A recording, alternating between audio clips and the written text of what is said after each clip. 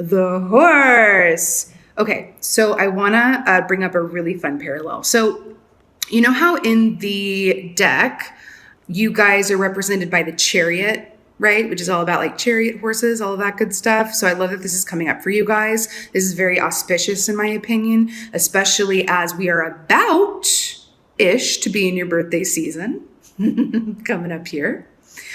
So the horse is very spiritual in nature. It is. So the horse can represent being able to, it's about spiritual pilgrimage, about being able to transcend time and space and really astral travel and all of that good stuff. But the horse also represents feeling free and freedom.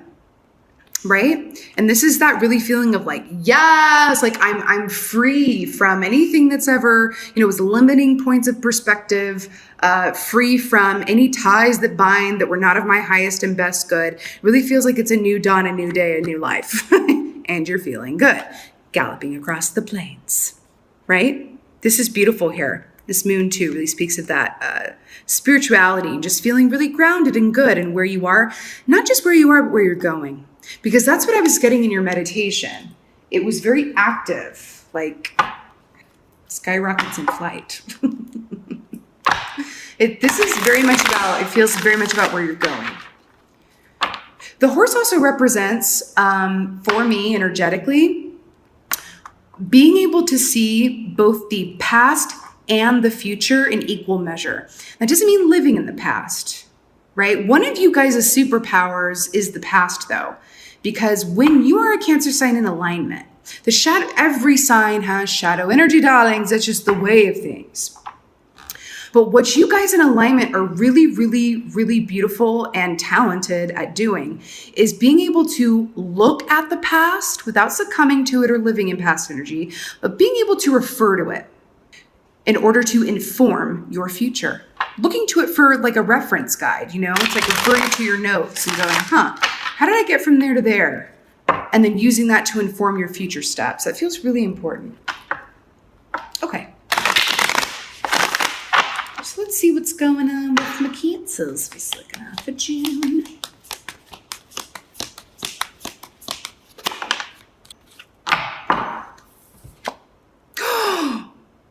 Eight of Wands. Did I literally not just say it's about where you're going and like with the swiftness, like your chariot? Woo, woo, woo. This is very much for me. Okay, first of all, this is movement. Okay? It's movement, just like this siren ambulance that's passing by right now. But it's upward movement. But why I'm obsessed with this is because, yes, it can absolutely represent communication coming in or going out, okay? Communication of a new job offer from a prospective love interest, yada-da. However, my favorite aspect of this key is the spiritual ascension. You're climbing the ladder of your spirituality because 8 is the number of, abundance and fulfillment and prosperity, right? And then we got the sunflowers here, repping August. August feels really good for some, like a few signs. Actually, August was coming up.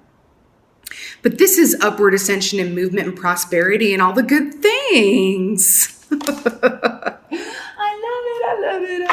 love it. Oh, the places you'll go. Okay, just heard that. Ooh, shaka-laka-laka-la. So we got the Tower energy here. So let's talk about this. It does feel soft though. Sometimes the Tower comes out, and I looked at the animal for reference with this too. Like sometimes the Tower comes out and it's like, oh Jesus, let's brace ourselves. But this feels more gentle, and I have to tell you why this feels so nice is because, the Tower, I like to say that it's the great rearranger. And I get kind of happy, when the Tower comes out because it's like, oh my gosh, if the Tower comes in to realign you with your highest and best path. The Tower happens when you're not on it. Or there needs to be a certain shift to realign you with it or a lesson to learn, right? That's just what this is. So it's like, if we can just learn to embrace these Tower moments and be like, oh my gosh, please rearrange me. It may be uncomfortable. It's a lot of change. It's a little intense, but I definitely want to be in alignment with my highest and best path. And I am in the school of life. So I am accepting and recognizing that the towers are just a part of life as well. And we can look at this as, I'm going to reference a Rufus Wainwright song right now, a tower of learning. Okay? A tower of learning. Again, all of this is about growth and ascension and upkick and all this good. Okay, what else is going on? What else is going on for Cancer? Okay, here's that number 8. It came out in the reverse, which is, yeah, it's definitely a good thing. So, so we got the 8 of Swords here. So this is that analysis paralysis and that mental prison in which we place ourselves. It's very air sign, right? It's the air sign in the mind with the swords here. This is in reverse. Ooh, okay, I'm getting something. Horses act from a place of intuition, energetically speaking, okay? As an energy, they're very, very intuitive. They do not overanalyze. They do not overquestion. They don't know the meaning of analysis paralysis. Right? So the fact that this is in reverse, you may be coming out of a time where you're feeling the need to ask those questions or have the answers. It's just this beautiful, it's like, okay, cool. This is the gift of the tower. It's going to elicit such a beautiful freedom within and for you. It just is. Let's get some clarifiers. Let's get some clarifiers. And also in your meditation, I was seeing or feeling like the Fool card, which is like fresh starts, brand new beginnings, etc., etc. Know what I mean? That's what it felt like freshness, newness. Okay, let's get a clarifier for this 8 of Wands here. Got the 8 twice. 2 of Wands. Okay, so I feel like this upward ascension, because think about it, you know, the Ace of Wands is that initial burst of fervor, energy, passion, direction. Then you get to 2 of Wands. This is the process of making the map and the blueprint. You're deciding where you want to go. What is your next best step? And then it's going to happen really quickly. You're going to come to this and it's going to be like, oh, it's not just my next step. It's my next 6 steps. Look at these 2 wands as being the first 2 rungs on this ladder. Okay, so you're going to be here, you're making the map, you're making some decisions, you're seeing things clearly, you're tapping in with your passion, desire, and instinct. Instinct feels really important. And then it's like, okay, next step, nope, right up to the top. That's what this feels like. That's what this feels like, which is also another way of saying that you're going to be feeling really good about this new direction or upkick. Let's get a clarifier for this tower here, my lovely Cancerians.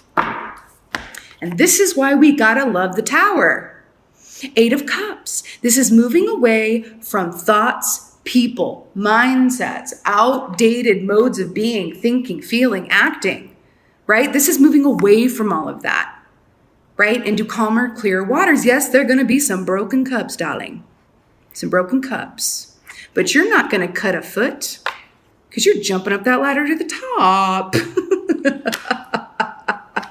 But that's what this tower is about. I mean, you may be awakening to some partnerships or dynamics or even work dynamics that are just not aligning with where you are anymore. This is a quick ascension. Not everyone's going to survive the trip with you. It's like the universe is preparing you to manifest something, and they're asking you to leave behind energies that got you to where you are, but you cannot take with you anymore in order to manifest the abundance that's coming towards you. Again, this feels very much like freedom and instinct. I keep hearing that. Instinct, instinct, instinct. I feel like there are going to be some surprises. I keep getting this picture of like a leprechaun. Like a leprechaun, like leaving little like gold. I feel like it's literally going to happen like magic.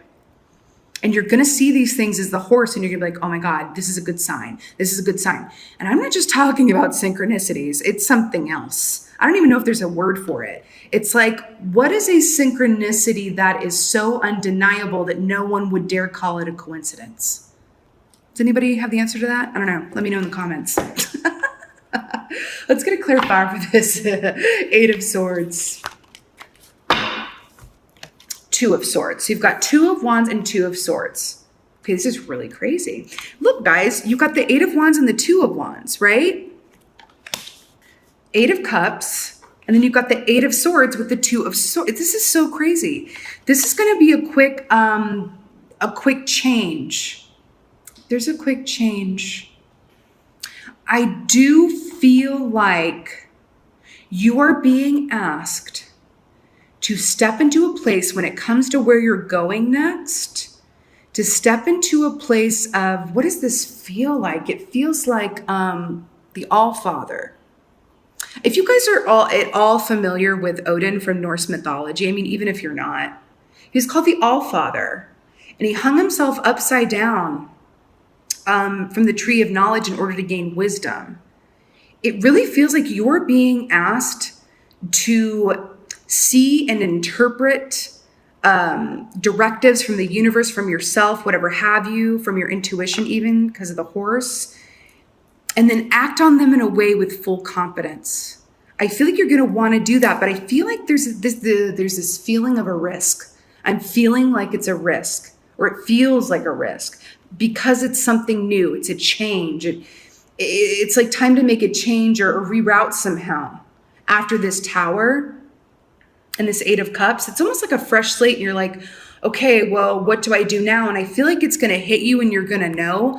And I feel like you are here's the difference. Here's what they're saying. The Eight of Swords in the upright is analysis paralysis, mental prison, not seeing the forest through the trees, or the trees through the forest. I never get that saying right. The Two of Swords can be actively taking the conscious time to really think about your next best steps before committing to anything. This isn't overthinking it. This isn't coming from a fear-based mentality. This is actually, I think you kind of feel like you're being asked to be an air sign in alignment a little bit with this, right?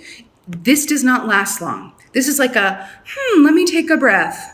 Okay, I'm good. This can go on and on and on. This Eight of Swords, on and on and on and on and on and on. So they're saying, yes, you can think about it. Take a moment to like check in around it and everything. But these signs that are going to be coming in are going to be so undeniable. You're not going to need 8 swords. It's just 2.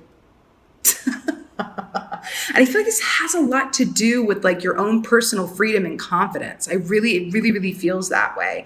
But it does feel like there's a risk where something that I don't even know if it is really a risk. It just feels that way. And I know change can be challenging for, even the best of us, even the most evolved, But this is really about, it's like, okay, you can take a brief intermission before making a decision on something. You may not take the full 3 acts. Right? I'm getting an image of like a reader who like has a question, they pull a card, but they don't like the answer. Then they pull another one and another one, another one. And they end up so freaking confused by the end of it. They have no idea what's going on. I literally just saw that. I'm also hearing to go with your gut on this too. Go with your gut. But this is taking a time from a mental sphere and delegating yourself, darlings. Delegating yourself. Let's get an archangel. But it really feels like we're talking about a brand new direction. And with the greatest risk comes the greatest reward sometimes. It really feels like what we're talking about here. It really does. All right, let's get an angel card from Kansas. What's the advice? Remember how I've been going on and on about this number 8 and how it's the number of prosperity and abundance?